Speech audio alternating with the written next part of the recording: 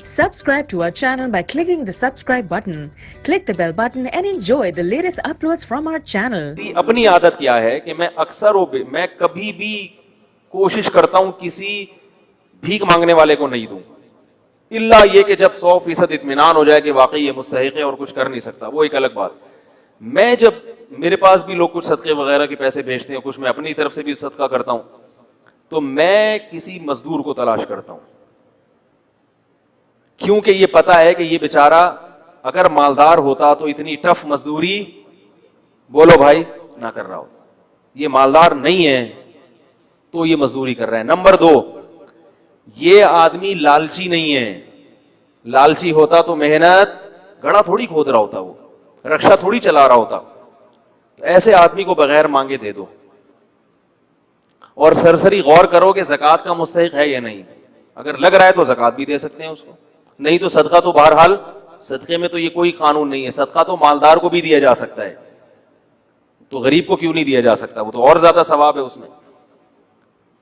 اور بعض دفعہ اگر میرے پاس کوئی بڑا اماؤنٹ ہو تو پھر میں کیا کرتا ہوں، میں کسی غریب سے یہ پوچھتا ہوں، جو انٹرویو لیتا ہوں نا، کہ بھائی آپ یہ کیوں کر رہے ہو، یہ کیا ہے؟ وہ اس کو نہیں پتا ہوتا یہ مولوی صاحب مجھے چندہ دیں گے۔ اگر پہلے پتا چل جائے نا تو پھر چھوڑو ہوتے ہیں، پھر آج کل یہ غریب کیا ہوتے ہیں، لمبی لمبی چھوڑنا شروع کر دیتے ہیں، کہہ رہے بھائی مجھے 2-3 کروڑ روپے مل جائے نا، پھر ایسی باتیں شروع کرتے ہیں۔ ان کو نہیں پتا ویسے ہی ہے، ہیلو ہائے اور بھائی طبیعت سیٹ انڈی والان خا ٹول مول، اگر پٹھان ہے تو تھوڑا سا پشتو ماری، پنجابی ہے تو تھوڑا سا اس میں اور بھائی پہاڑ کی حال ہے تو تھوڑا ٹھیک ٹھاک ہو، اس طرح کی تھوڑی سی گلنا شلنا کر کے تو تھوڑا سا اس کو مانوس کیا، اس کے بعد اس سے رپورٹ طلب کی، اور بھائی کیا کر رہے ہو، گھر بھر کیسا چل رہا ہے۔ تو جو عزت دار آدمی ہوتا ہے وہ پہلی دفعہ پہ تو یہی کہے گا الحمدللہ اللہ کا دیا بہت کچھ ہے۔ اب یہ نہیں کہ ہم بھاگ گئے، اس کا مطلب ہے بندہ سفید پوش ہے، اللہ کا شکر ادا کر رہے ہیں۔ تو بھائی اللہ کا دیا ماشاءاللہ بہت کچھ ہے۔ بچے کتنے آپ کے؟ جی 2-3 درجن بچے ہیں ماشاءاللہ، ایک مثال دے رہا ہوں، ویسے ہوتے نہیں کسی کے۔ اور کون ہے گھر میں؟ یار ویسے ہی پوچھ رہا ہوں یار، تنخواہ کتنی ہے؟ کہ نا الحمدللہ یہ دہاڑی ہو جاتی ہے، تو اس دہاڑی میں گزارا ہو جاتا ہے؟ ہاں بھائی ہو جاتا ہے۔ اس کا مطلب ہے کہ گزارا نہیں ہوتا، کیونکہ اس دہاڑی میں اسباب کی دنیا میں اتنے بچوں کے ساتھ گزارا نہیں ہوگا۔ تو بھائی اس کو لفافہ چپکے سے پکڑاؤ اور پتلی گلی سے نکل لو۔ اور اس سے زیادہ اچھا کام کیا ہے؟ بعض دفعہ یہ بھی میری کوشش ہوتی ہے، کبھی اس میں کامیاب ہوتا ہوں کبھی نہیں بھی ہوتا، اور کبھی یہ کوشش نہیں بھی کرتا، ٹائم ہی نہیں ہوتا، لیکن میں اس لیے آپ کو بتا رہا ہوں کہ بھائی یہ کام کریں گے تو انشاءاللہ انسانیت کی خدمت ہوگی، اپنی قوم کی خدمت ہوگی، اور اپاہج نہ بنائے لوگوں کو۔ پھر میں اس سے کہتا ہوں کہ یار یہ آپ اس سے آسان کام کیوں نہیں کر لیتے؟ یا کوئی واقعی بے روزگار ہے، وہ ایسا بھی ہوا ہے، بھکاری آیا ہٹا کٹا، میں نے کہا آپ کچھ کرتے کیوں نہیں؟ کہہ رہے ہیں یار آج کل روزگار نہیں مل رہا، میں کیا کروں؟ میں نے کہا ٹھیک ہے آ جاؤ، ہماری مسجد میں کام ہو رہا تھا، میں نے کہا یار یہ سارا کام یہاں نمٹا دو، یہ کر لو، یہ گڈھا آپ کھود دو، آپ مجھ سے 100 روپے مانگ رہے ہو، میں آپ کو 2000 روپے دے دوں گا ایک دن کے، یا 3000 روپے دے دوں گا ایک دن کی دہاڑی۔ اب فوراً پتلی گلی سے نکل لیا۔ بھائی جب آپ ہٹے کٹے ہو، آپ کی باڈی سے لگ رہا ہے کہ آپ کدال کسی کے سر پہ بھی مار سکتے ہو، اتنی طاقت ہے۔ ہمارے نبی صلی اللہ علیہ وسلم کے پاس ایک صحابی آئے بھیک مانگنے کے لیے، صحیح حدیث ہے، لوگوں کو وہ حدیثیں تو یاد ہوتی ہیں جس میں صدقے کی ترغیب ہے، وہ بھی حدیثیں یاد رکھنی چاہیے، صدقہ کرنا چاہیے، اسٹائل یہ ہونا چاہیے، انداز یہ ہونا چاہیے جو میں آپ کو بتا رہا ہوں۔ صحابی آئے، انصاری صحابی، عرض کیا یا رسول اللہ گھر میں کیا ہے؟ فاقے، کچھ بھی نہیں ہے کھانے کو۔ وہ واقعی بیچارے مستحق تھے، انہیں تو نبی ویسے ہی دے دیتے نا، وہ جھوٹ تھوڑی بول رہے تھے نبی کی خدمت میں آ کے، کچھ بھی نہیں ہے گھر میں۔ آپ نے فرمایا کچھ تو ہوگا، سب صحابہ بیٹھے ہوئے ہیں، کچھ تو ہوگا۔ فرمایا صرف ایک پیالہ ہے، ظاہر ہے وہ پیالہ ہے جس میں ڈال کے کھانا کھاتے ہیں، وہی اگر بیچ دیں تو کھانا آئے گا تو پلیٹ ہی نہیں رہے گی گھر میں، برتن ہی نہیں رہے گا۔ آپ صلی اللہ علیہ وسلم فرمایا وہ پیالہ اٹھا کے لے آؤ۔ کیا کرو؟ یہ حدیث تو پیالے کے بارے میں، آپ نے جب کسی کو دیکھنا ہے تو آپ نے اپنے حساب سے اسے انٹرویو لے کے، یہ نہیں کہ پیالہ اٹھا کے لے آؤ کیونکہ حدیث میں آ رہا ہے۔ حدیث کے ظاہر کو نہیں لیا جاتا ہر جگہ، اسی وجہ سے امام ابو حنیفہ کا فقہ ہمیں بہت اچھا لگتا ہے۔ ضروری نہیں سب کو اچھا لگے، جن کو اچھا نہیں لگ رہا ہم ان کو بھی مسلمان سمجھتے ہیں، لیکن ہمیں امام حنیفہ کا فقہ اس لیے اچھا لگتا ہے کہ امام حنیفہ حدیث کے ظاہر کو نہیں لیتے، بہت گہرائی میں جاتے ہیں۔ میں تو خود فقہ حنفی کو چونکہ کئی سالوں سے پڑھا رہا ہوں، میں جب ابتدا میں جب میں مولوی بننے کے لیے مدرسے میں بیٹھا تھا تو میں امام ابو حنیفہ کے فقہ سے ایسے ہی بدگمان تھا جیسے عام لوگ بدگمان ہوتے ہیں کہ وہ حدیث کے خلاف ہے. میرا بھی یہی تھا. لیکن جب میں نے گہرائی میں جا کے پڑھا تو مجھے لگا کہ امام حنیفہ بڑے ہی خاندانی فقیہ تھے, حدیث کی روح کو سمجھتے ہیں امام حنیفہ رحمہ اللہ تعالی, بہت گہرائی میں جاتے ہیں. اس لیے اتنی جلدی فقہا سے بدگمان نہ ہو جایا کریں. خیر, اب کیا ہے کہ رسول اللہ صلی اللہ علیہ وسلم نے ان سے کہا کہ جاؤ کیا لے کر آؤ, پیالہ. وہ لے آؤ. نبی نے ان کو طریقہ سکھا رہے ہیں. کیسا پیارا آپ صلی اللہ علیہ وسلم کی تعلیم کا انداز تھا. آپ یہ بھی تو کہہ سکتے تھے بھائی اس پیالے کو بیچو, یہ خریدو, یوں کرو جاؤ. تو آپ نے معلم کو بھی بتا دیا کہ تم نے غریب کو صحیح راستہ بھی دکھانا ہے اور اس کے ساتھ اس راستے میں تعاون بھی کرنا ہے. وہ بیچارہ کانفیڈنس نہیں ہوتا, آپ نے اس کو سمجھا کے نکل لی ہے, وہ کنفیوز ہے یار میں نے کیا کرنا ہے.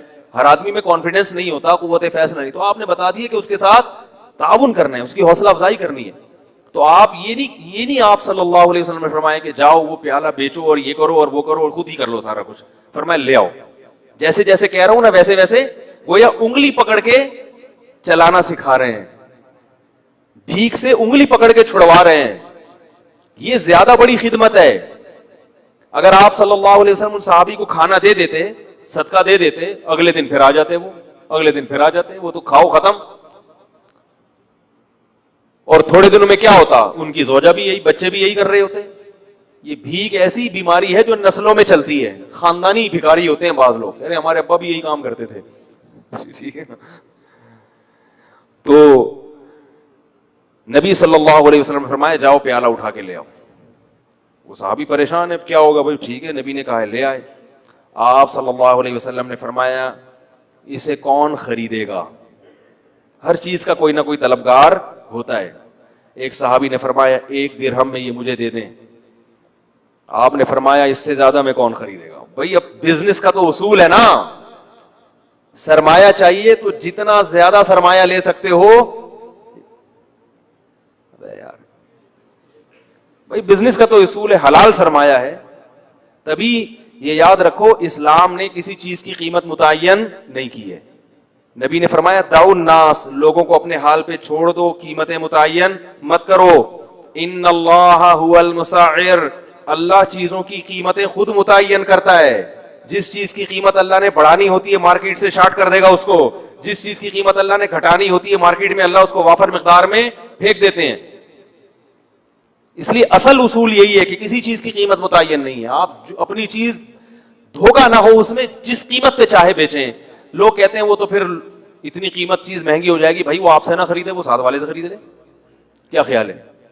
تو وہ تو خود بخود, ہاں گڑبڑ جب ہوگی جب تاجر مل کے آپس میں ایکا کر لیتے ہیں, معاہدہ کر لیتے ہیں کہ اس سے کم پہ نہیں بیچنا, یہ ناجائز ہے. اسی وجہ سے پھر حکومت کو انوالو ہونا پڑتا ہے, چیزوں کی قیمتیں متعین کرتی ہے. تو آپ صلی اللہ علیہ وسلم نے فرمایا کون خریدے گا. ایک صحابی نے کہا 1 درہم میں. آپ نے فرمایا کہ اس سے زیادہ میں کون خریدے گا. ایک صحابی نے کہا میں 2 میں خریدوں گا. اس سے زیادہ بولی لگ نہیں رہی تھی. اگر اس وقت ہمارے وہ ہوتے نا, کیا کریں یار, یہ روحانی بابے ہر جگہ آ رہے ہیں مارکیٹ. کوئی روحانی بابا ہوتا تو یہ کہتا کہ یہ جو پلیٹ ہے نا اس میں دم کیا ہوا ہے میں نے, 1 کروڑ میں بکتا وہ. تو وہ جو برتن لے کر آئے تھے نا, وہ بجائے کلاڑی خریدنے کے روحانی علاج کا کاروبار شروع کر دیتے ہیں. کیا خیال ہے. ابھی ہمارے یہاں یہ بھی ہو رہا ہے کہ بعض لوگ کہتے ہیں یار میں اس کے پاس گیا ہوں اپنے کاروبار میں دم کروانے کے لیے, اور اس کو میں نے 50,000 روپے دیے ہیں, تو میری ارننگ تو روز کی 50,000 ہو نہیں سکتی, تو میں یہ دم والا کام ہی کاروباری کیوں نہ شروع کر لوں. میں بھی لوگوں کو کاروباری مشورے دوں, وہ دم کرا کے دم دمادم ہو جائے گا, ٹائٹ والا کام. تو اس لیے میں کہتا ہوں کہ جو روحانی علاج والوں کے پاس اگر کاروبار میں برکت کے لیے جا رہے ہو تو بھائی روحانی علاج ہی شروع کر دو, تو ایسے ٹائٹ کاروبار ہو جائے گا. لیکن یہ گھٹیا کام ہے, روحانی علاج گھٹیا کام نہیں ہے.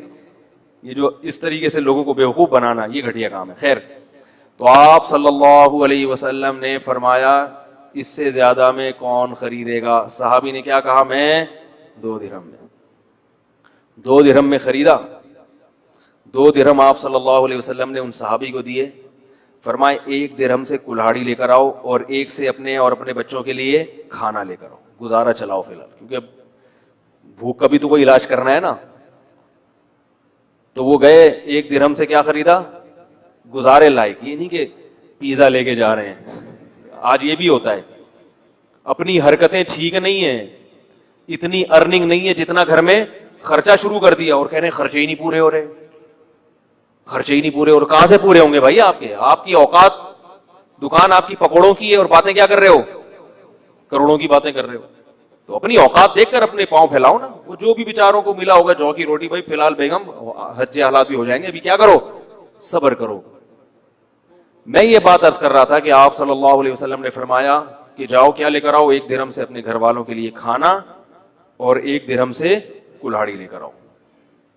کلہاڑی, اب یہ بھی نہیں آپ نے فرمایا کہ جاؤ کلہاڑی لے کے وہیں سے جنگل میں لے کر آؤ, حوصلہ افزائی کر رہے ہیں, لاؤ میرے پاس لاؤ. وہ لے کر آئے, آپ صلی اللہ علیہ وسلم نے اس میں دستے مبارک کو اپنے ہاتھ سے ڈالا اس میں, اور وہ کلہاڑی ان صحابی کے حوالے کی. فرمایا جاؤ لکڑیاں, جنگل سے لکڑیاں کاٹو اور ان کو بیچو. وہ صحابی 10-15 دن کے بعد آئے اور کہا کہ یا رسول اللہ, میں لکڑیاں کاٹ کے بیچتا رہا, اور ظاہر ہے کچھ سے کھانا بھی خریدتا رہا اور کچھ کو بچت بھی کرتا رہا, میرے پاس 15 درہم اکٹھے ہو گئے ہیں. درہم بڑی ویلیو والی چیز تھی اس زمانے میں. 1 برتن 2 درہم کا فروخت ہوا تو 15 درہم سے 15 دنوں میں وہ کتنے برتن خرید سکتے تھے؟ اس جیسے 7 برتن خرید سکتے تھے, اور 7 برتن کو مارکیٹ میں فروخت کر کے 15 دونی 30 درہم بنا سکتے ہیں اسی وقت. کیا سمجھا یار. تو میرے بھائی, غریب کے ساتھ تعاون کا یہی انداز ہونا چاہیے.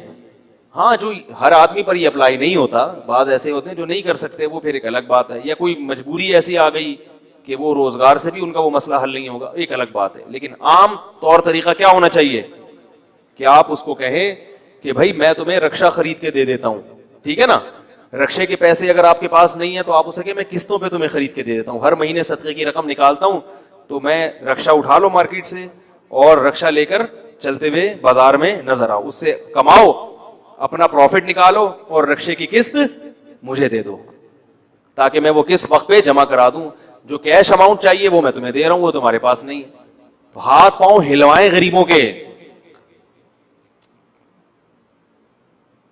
بھائی کیا کرنا ہے؟ اپاہج آدمی اللہ کو پسند نہیں ہے, اور اپاہج بنانے والے لوگ بھی اللہ کو پسند نہیں ہے.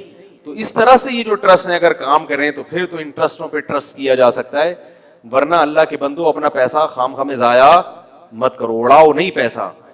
اور صدقے کے بکرے پہ تو میرے ویسے ہی بیانات ہو چکے ہیں بہت سارے, تو بات کہاں سے چلی تھی کہاں چلی.